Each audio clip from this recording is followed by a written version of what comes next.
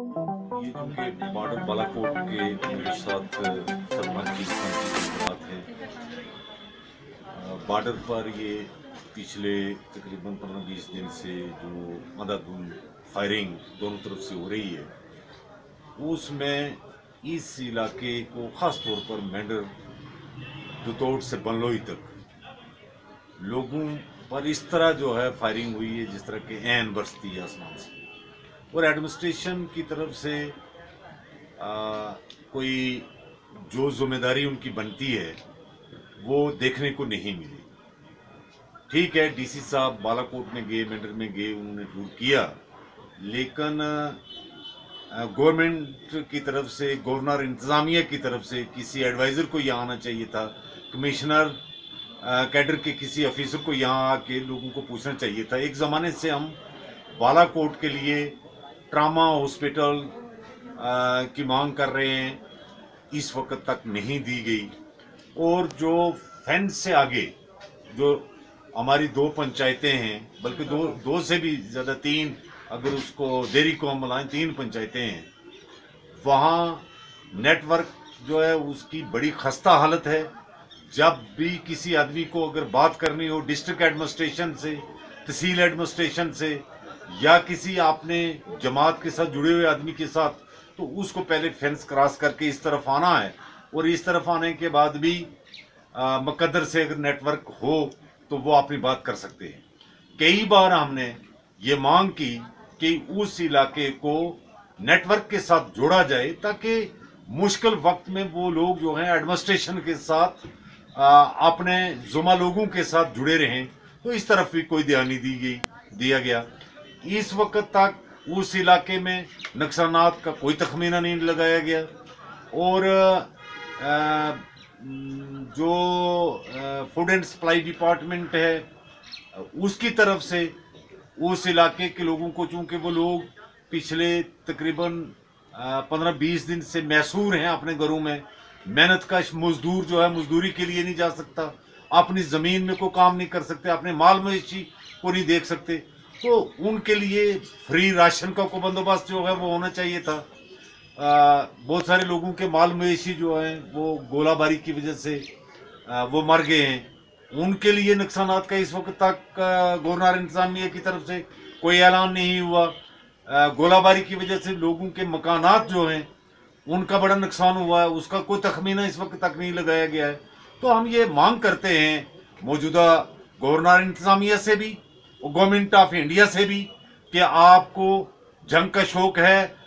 जंग छेड़ के जंग में जो लोग गुजरते हैं, जो जंग के असरात देखते हैं, जो जिन पर वो गोलाबारी चलती है, ये उन्हें पता है कि वो किस दौर से गुजरते हैं, उनकी खबरगिरी तो कम से कम वो करनी चाहिए। और हम ये मांग करते हैं कि बालाकोट से लेके बलोई तक मेंढर की जो भी सरहद है और ज़िला पुंछ की पूरी ये सरहद पर बसने वाले जो लोग हैं, इनके मकानात को इस गोलाबारी से क्या नुकसान, कहाँ किस किस आदमी को क्या नुकसान हुआ है, वो गवर्नमेंट को तखमीना लगा के उनके वो नुकसानात देने चाहिए। माल मवेशी जिनके नुकसान हुए उन्हें देना चाहिए। और बालाकोट की उन 3 पंचायतों के लिए वो कम से कम 15-20 गाँव हैं, एक बड़ी आबादी है, उसके लिए ट्रामा हॉस्पिटल, साबका जो पॉपुलर गवर्नमेंट थी मोहतरमा महबूबा मुफ्ती जी चीफ मिनिस्टर थी, उन्होंने वादा भी किया था, वो एक प्रोसेस चला था, लेकिन जो ही गवर्नर रूल लगा तो वो कहीं बस्ता खामोशी में वो कागजात चले गए हैं। उस इलाके के लिए वो ट्रामा हॉस्पिटल का बंदोबस्त फौरन किया जाए और उस इलाके में रहने वाले लोगों को नेटवर्क से जोड़ा जाए ताकि वो दुनिया के बाकी मामलात के साथ जुड़ के अपनी मुश्किलात भी पेश कर सकें और बाकी दुनिया में क्या हो रहा है उसका भी उन्हें वहाँ पता चल सके। तो इसके अलावा मैं आपके इस जितने भी चैनल्स हैं इनके ज़रिए गवर्नमेंट से, गवर्नर इंतज़ामिया से एक नहायत ही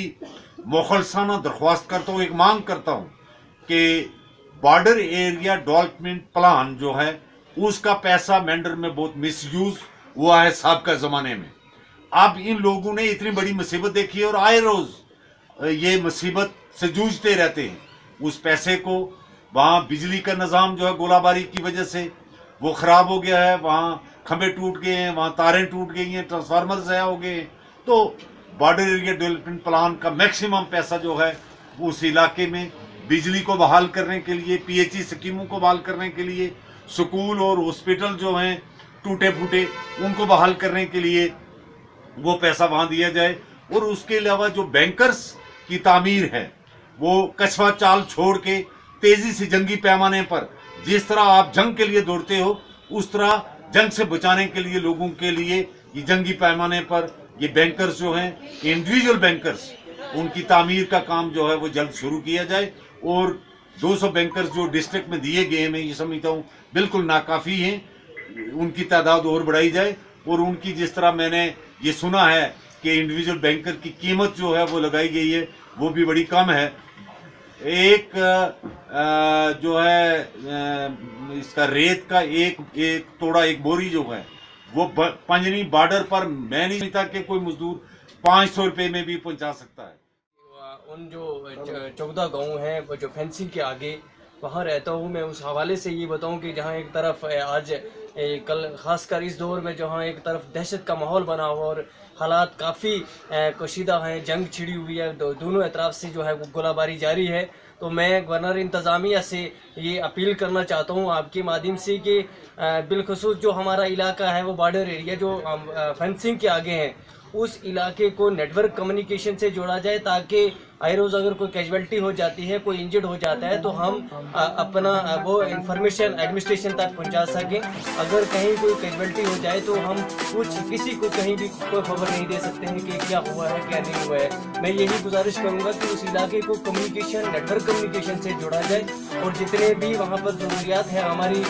रोड होनी चाहिए, रोडें होनी चाहिए ताकि वहाँ एम्बुलेंस की खास ज़रूरत है। बुलेट प्रूफ एम्बुलेंस जो हमने काफ़ी बार डिमांड की थी, पिछली सरकार जो हमारी सरकार थी उन्होंने वहाँ पर एक एम्बुलेंस देने का वादा किया था, लेकिन बाद में वो भी कहीं भी नहीं हो सका है। तो मैं यही कहूँगा कि उस इलाके को ज़्यादातर हमारी डिमांड यही है कि नेटवर्क कम्युनिकेशन से जोड़ा जाए।